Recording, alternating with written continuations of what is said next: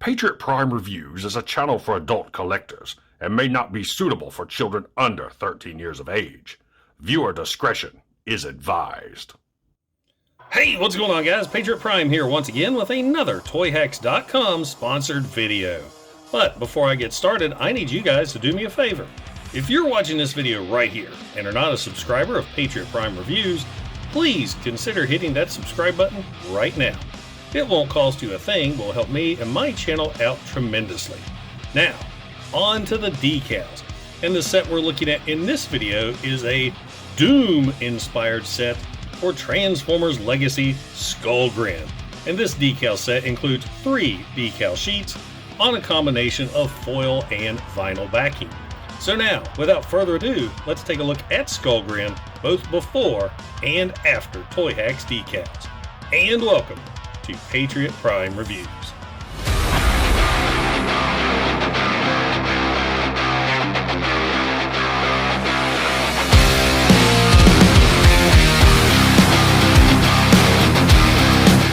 In robot mode, straight out of the packaging, Skullgrin looks pretty good and fairly close to the original G1 toy. This figure looks like the G1's inner bot is wearing the shell's skull, shoulder pads, and belt. Now, taking a closer look at the figure, the sculpted details on this guy is amazing. The skull looks awesome with all the ridges, the pits, the extra added molded details right there along the lip area, the nose, the tusks, the teeth. The skull just looks awesome. Moving on over here to the shoulder pads with the white and molded in spikes right there. The chest is very generic robot looking, but still lots of nice molded details and a little purple Decepticon insignia right there. Moving on down to the belt, more great sculpted details right there for the center skull belt buckle, details along the sides, and you got the hip skirts with the spikes right there. Moving on down to the knees, you got big sculpted in spikes on the kneecaps.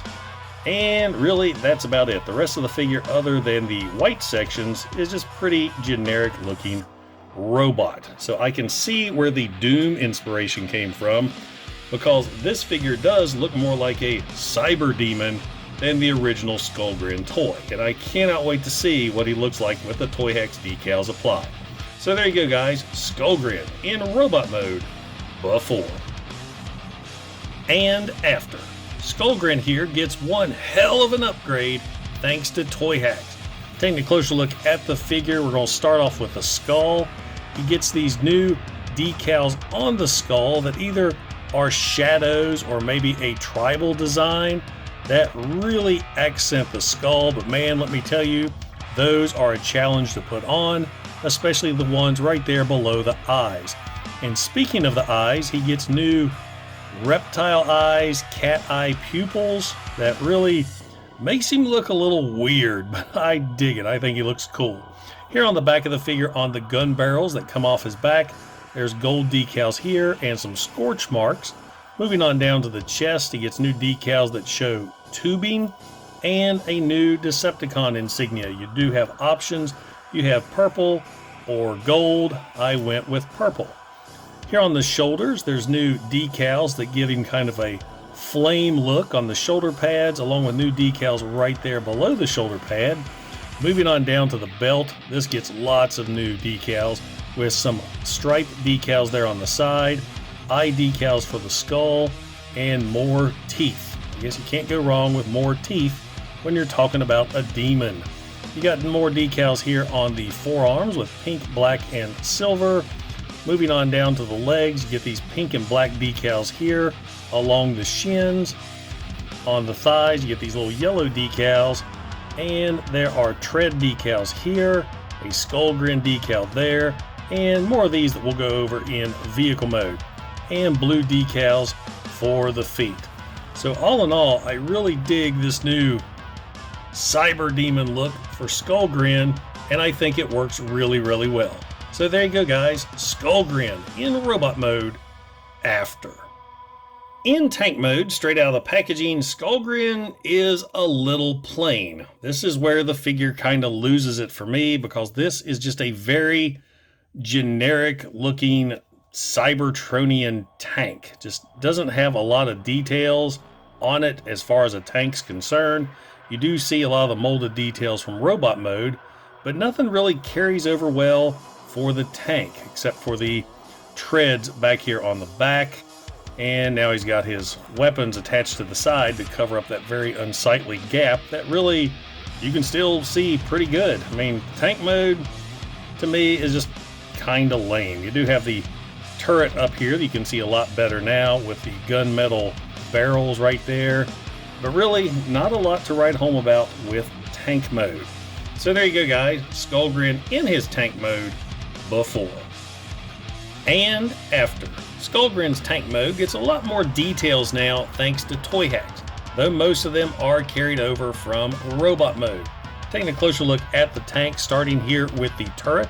The gun barrels get new gold decals right there around the middle of the barrel, and new score marks along the tips, which I think looks really, really good. Moving on down the side, we get decals here, here, and here, which really breaks up all the pink. Moving on to the front of the vehicle, you have new lights that were in the robot's toes, and you want to pay special attention that there are 4 decals that go on the toes, a thicker one for the top and a more narrow for the bottom. Also along the top, we have the pink details from earlier. On the side of the vehicle, we've got some pink, gray, and purple decals there, some triangles here, and a Skullgrin logo right there. You do have options. You have this symbol that you could use, that red symbol right there, or the Skullgrin, and I've decided to go with that because that adds a lot more color, and you know, Skullgrin was narcissistic in Marvel, so why not? I do wish this tank tread, though, carried over the entire length of this section here to fill that out. I think that will look a lot better. I would have sacrificed that decal right there to have a tread that went all the way to the front. Still going along the tank, we got the details from robot mode right there on the chest. I love these. You got some gold pistons right there behind the treads. On the treads themselves, you got a decal right there. On the back of the vehicle, you got yellow decals and more pink and silver. And that's pretty much it for Skullgrin's tank mode. It's not a major improvement, but an improvement nonetheless. So there you go, guys. Skullgrin in tank mode after. Toyhax once again really impressed me with their creativity when it comes to mainline Transformers figures. I never in a million years put Skullgrin and Doom together, but the fine folks at Toyhax did, and I think this decal set really, really works for him. So if you have a Legacy Skullgrin and are a Doom fan, or even if you're not a Doom fan and really just want to change the look of your figure, I highly recommend this set from Toyhax. And when you head over to Toyhax.com, don't forget to use my promo code PATRIOT at checkout to get 15% off your order. Now guys, if you enjoyed the video, don't forget to like, don't forget to subscribe, and don't forget to click that bell icon to get notified when I upload new videos. Also, if you're in any position to help out the channel, I do have a super thanks button, and I also offer channel memberships. And I have to give a huge shout out to all my current channel members because it's support like yours that helps keep this channel going. Once again guys, this is Patriot Prime, signing out. Hooah!